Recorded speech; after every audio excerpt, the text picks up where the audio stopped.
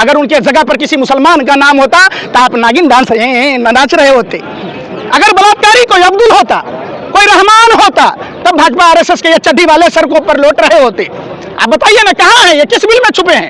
अरे बेशर्मो, सत्ता के दलालों, हवसियों, शर्म करो, डूब मरो। आपकी बेटियां होती, आपकी बहन होती, तब भी आप पाकिस्तान का नजारा दिखा रहे होते क्या? पाकिस्तान का कनेक्शन है आपका?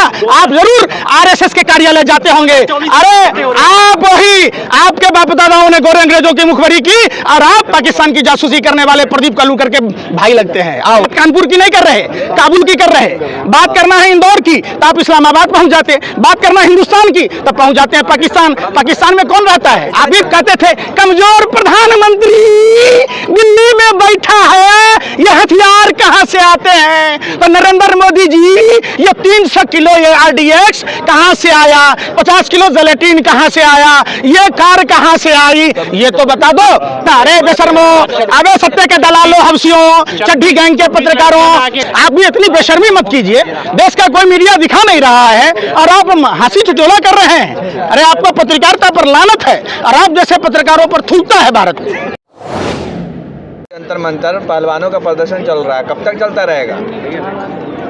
ये बात तो आपको मोदी जी से पूछना चाहिए। अच्छा, सबसे पहले कि जिस हिंदू धर्म की व्याख्या गलत तरीके से आप मीडिया के लोग करते हैं, और हिंदू धर्म में यत्र नारेस्तु पूज्यन्ते रमन्ते तत्र देवता, जहां नारी की पूजा होती है वहां देवताओं का वास होता है।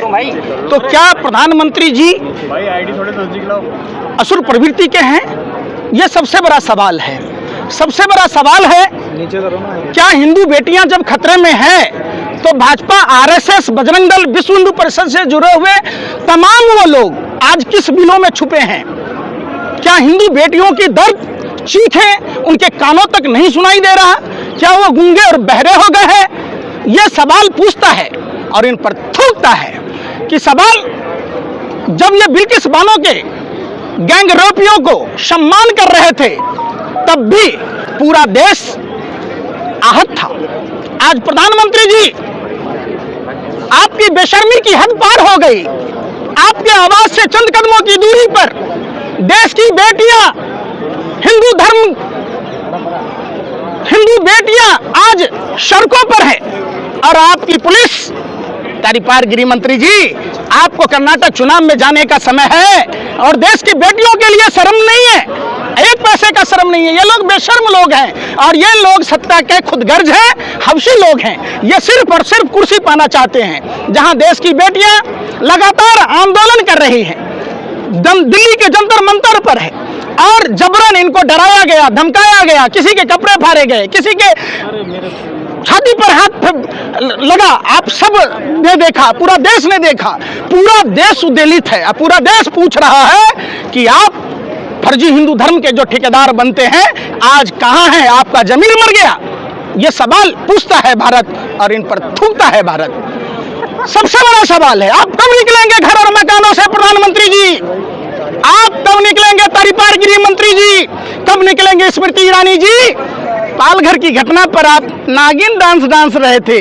जब पता चला कि वो साधु का हत्यारा भारतीय जनता पार्टी का कार्यकर्ता है, बिल में घुस गए, तब से अब तक नहीं निकले हैं। नहीं निकलते ये लोग हर चीज में राजनीतिक फायदा निकालते हैं। इसको जाट वर्सेस ठाकुर की लड़ाई बना रहे हैं। ये जाति का लड़ाई नहीं है, ये धर्म की लड़ाई नहीं है, ये देश के बहन बेटियों की इज्जत आबरू बचाने की लड़ाई है। और पूरे देश से अपील करता हूं मैं, निकलना होगा अपने घर और मकानों से, जंग लड़ना होगा भाजपा आरएसएस के इन बेईमानों से जिनके बाप दादा गोरे अंग्रेजों की मुखबरी करते थे। आज उन्हीं के नाजायज औलादें पाकिस्तान की जासूसी कर रहे थे। प्रदीप कालूकर, आप मीडिया के लोगों ने नहीं दिखाया। अगर उनके जगह पर किसी मुसलमान का नाम होता तो आप नागिन डांस नाच रहे होते। अगर बलात्कारी कोई अब्दुल होता, कोई रहमान होता, तब भाजपा आरएसएस के ये चड्डी वाले सड़कों पर लौट रहे होते। आप बताइए ना, कहाँ है ये, किस बिल में छुपे हैं? हम तो कहते हैं हरियाणा के तमाम भाजपा विधायकों से आपको इस्तीफा दे देना चाहिए। क्या आप इतने बेशरम हो गए कि आप विधायक सांसद बनने के लिए अपने बेटियों की आवाज नहीं बन रहे? मैं गारंटी के साथ कहता हूं, पूरे देश में घूम घूम कर देश की बेटियों के इंसाफ की लड़ाई लड़ूंगा। और ये बात यही नहीं रुकेगी, पूरे देश के लोग देश के पहलवान बेटियों के साथ हैं। जब भी ये जब गोल्ड मेडल लेके आते हैं, प्रधानमंत्री जी सेल्फी लेते हैं, फोटो लेते हैं। और आज जब देश की बेटियां सड़कों पर अपने इंसाफ के लिए गुहार लगा रही हैं, जब इनका एफआईआर दर्ज नहीं किया जा रहा था, हम सुप्रीम कोर्ट का धन्यवाद करते हैं जिनके आदेश के कारण एफआईआर दर्ज हुआ। निश्चित तौर पर देश के हर नौजवानों को, देश के हर नागरिकों को देश की बेटियों के इंसाफ के लिए सड़कों पर निकलना होगा। आप लोग सवाल उस पर नहीं पूछते, सजा मिलेगी। अरे भैया, देश में संविधान है, देश में लोकतंत्र है। ये कोई भाजपा आरएसएस के नेताओं का बपौती नहीं है, दहेज में लेके नहीं आया। ये तो वो लोग हैं जो गोरे अंग्रेजों की दलाली कर रहे थे। और इतने बेशरम कैसे प्रधानमंत्री जी 80,000 का मशरूम खा के सो रहे होंगे आप इतने निष्ठुर अमानवीय कैसे हो सकते हैं? जिस आदमी के अंदर जमीर जिंदा होगा, देश के इन पहलवान बेटियों के साथ होगा। लेकिन अनुराग ठाकुर भी तो यही कह रहे हैं कि कानून अपना काम कर रहा है, आप लोग जाइए, धरना खत्म कीजिए, छोड़िए, जाइए। कौन अनुराग ठाकुर भाई? केंद्रीय मंत्री। एक नंबर का दलाल आदमी, टपोरी आदमी है। उसका भाषा आपने नहीं सुना था? गोली मारने की बात कह रहा था। कौन सा गुंडा कब वजीर हो जाए आपको पता है? ये लोग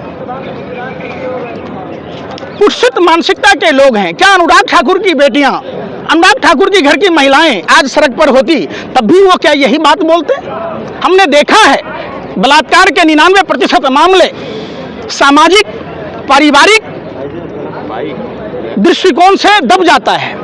हम इनको सैल्यूट करते हैं, इन बेटियों को जिन्होंने ऐसे आदमी के खिलाफ सच बोलने का प्रयास किया है जिनके दाऊद से संबंध होने का आरोप लगा था।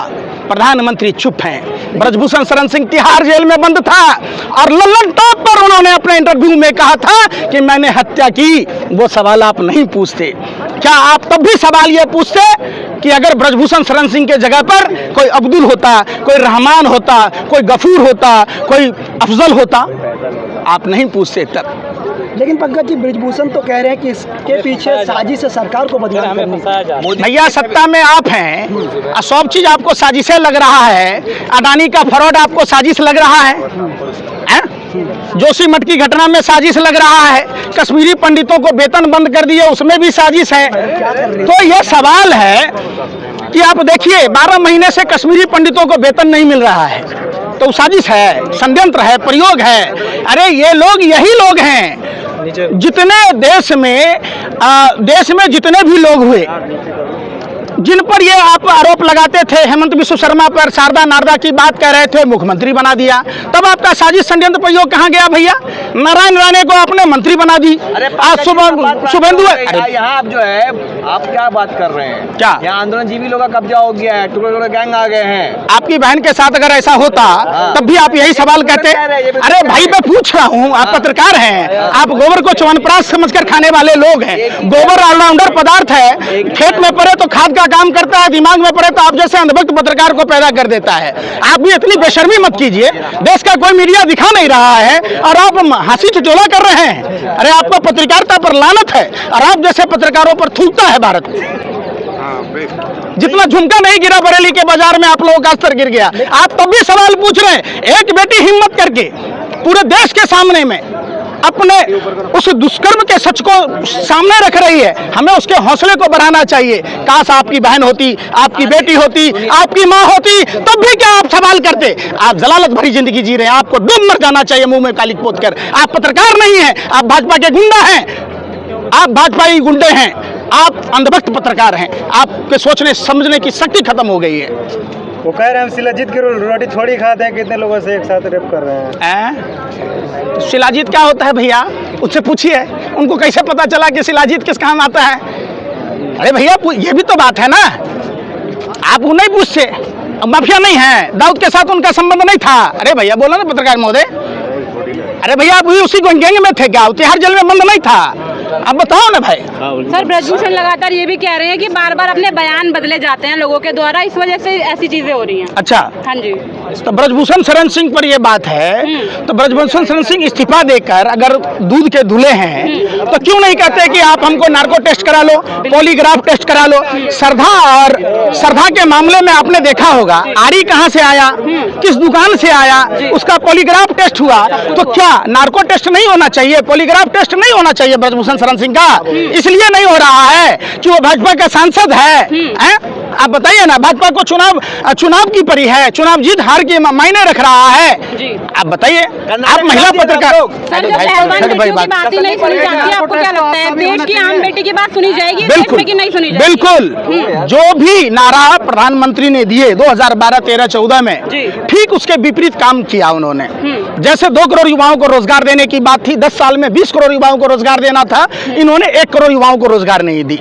बहुत हुई महंगाई की मार, आओ भगाए भाजपा सरकार। 400 रुपए के सिलेंडर 1200 रुपए हो गई। आप देखिएगा, बहुत हुआ महिलाओं पर अत्याचार, आओ भगाए भाजपा सरकार। एक निर्भया कांड में कितना देश उद्वेलित हुआ, निर्भया को इंसाफ मिला, सिंगापुर तक की इलाज की व्यवस्था हुई। तो क्या भारतीय जनता पार्टी के नेताओं को पूर्ववर्ती सरकार से यह नहीं सीखना था? क्या देश की पहलवान बेटियां जो तिरंगे का सम्मान और देश के सम्मान में अपना खून पसीना बहाकर गोल्ड मेडल जीत कर आती हैं? एक मिनट समझिए, तो ये सवाल उठता है कि अब आप अगर इतने ही पाक साफ हैं तो आप क्यों नहीं करते? ये बीफ एक्सपर्ट की बात करते हैं, बीफ एक्सपर्ट पर पाबंदी नहीं लगाते। तो ये सबसे बड़ा सवाल है कि जांच क्यों नहीं उस पर एफआईआर दर्ज किए गए, क्यों नहीं उसको जेल में डाला जा रहा है?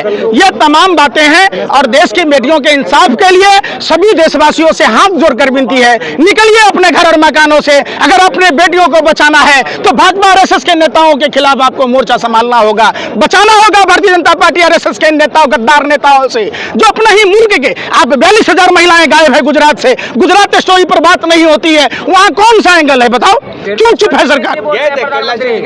अरे भाई, केरला स्टोरी का फेक न्यूज हो गया ना 20,000 वाला।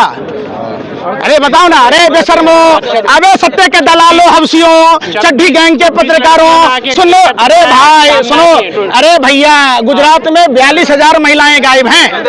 आप बताओ, आप गुजरात में 42,000 महिला गायब हैं, आप लोग कभी उस पर बात नहीं करते।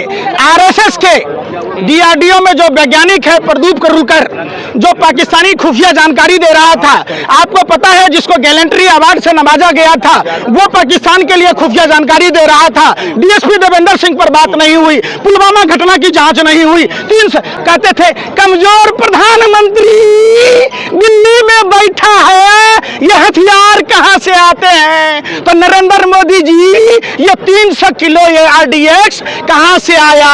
50 किलो जिलेटिन कहां से आया? ये कार कहां से आई? ये तो बता दो। जब सीआरपीएफ के अधिकारियों ने एयरलिफ्ट कराने की बात की थी, जब इंटेलिजेंस का रिपोर्ट था, तो क्यों नजरअंदाज किया गया? आप बताओ, उस पर नहीं बात करते। आप कानपुर की घटना पर आप सब, पाकिस्तान और श्रीलंका का क्या हाल है? इंडिया को बचा रखा है मोदी जी ने। अच्छा, आप पाकिस्तान में रहते हैं क्या? इंडिया में रहते हैं। आप इंडिया की चिंता करो ना, बात कानपुर की नहीं कर रहे, काबुल की कर रहे। बात करना है इंदौर की तो आप इस्लामाबाद पहुंच जाते, बात करना हिंदुस्तान की तो पहुंच जाते हैं पाकिस्तान। पाकिस्तान में कौन रहता है? आप भी बात। अरे भाई सुनो ना, आडवाणी गया था मजार पर चादर चढ़ाने, जिन्ना के मजार पर, आप भी जाते होंगे, आप बिरयानी खाने जाते होंगे नरेंद्र मोदी जी की तरह। आप हिंदुस्तान के पत्रकार हैं, आप बेशर्मों को इतना भी शर्म नहीं है कि आप हिंदुस्तान की बात कीजिए। अरे हिंदुस्तान की बेटी, अरे सुनो ना, आप जैसे पत्रकारों ने देखा है देश ने, आप जैसे पत्रकार जो भाजपा कार्यालय में कहीं तथैया नाच रहे ना घाघरा चोली पहन के, उनकी बदौलत है। ये पाकिस्तान की बेटियां नहीं है, ये हिंदुस्तान की बेटियां हैं और ये हिंदू समाज की बेटियां हैं। आप अगर इतना ही चिंतित है तो आप इनको इंसाफ दिलाइए, आप उसकी बात नहीं करेंगे। अरे बेशर्मो, सत्ता के दलालों, हवसियों, शर्म करो, डूब मरो। आपकी बेटियां होती, आपकी बहन होती, तब भी आप पाकिस्तान पाकिस्तान का नजारा दिखा रहे होते क्या? पाकिस्तान का कनेक्शन है आपका, आप जरूर आरएसएस के कार्यालय जाते होंगे। अरे आप वही, आपके बाप दादाओं ने गोरे अंग्रेजों की मुखबरी की और आप पाकिस्तान की जासूसी करने वाले प्रदीप कालूकर के भाई लगते हैं। आओ आओ, अरे आरएसएस के संस्कार सारा में पढ़ के आए हो। संबित पात्रा ने ट्वीट करके बोला डेली स्कूल खुलवा रहे हैं मोदी जी, हर हफ्ते यूनिवर्सिटी विश्वविद्यालय खुल रहा है देश में डेली। हाँ जी, ट्वीट करा उन्होंने। पत्रकारिता करते हो? सवाल है, वो कह रहे हैं अरे गोबर को चमनप्राश समझ के खाते हो, रोटी खाते हो। साल में 365 दिन है, तो प्रधानमंत्री जी 10 साल से प्रधानमंत्री हैं। जब साल में 365 स्कूल कॉलेज यूनिवर्सिटी खुला तो देश में कितने गांव हैं बता दो हमें, कितना हो गया? अरे बेशर्मो, 56 इंच का सीना है। हम तो सवाल कर रहे हैं कि वो बोल रहे हैं क्या है? 56 इंच का सीना, 65 इंची का नाप लिया कर्नाटक वालों ने, 56 का नहीं है, यही तो अकल नहीं है, 65 पर ही समेट दिया, 65 इंच का ही है। बजरंगबली ने नली तोड़ दी वहाँ कर्नाटक में। अरे शांति रखो, क्यों भगवान को बदनाम करते हैं? 56 इंची का, 65 इंची का है, नाप लो, जाके देखो कर्नाटक विधानसभा में 65 विधायक हैं।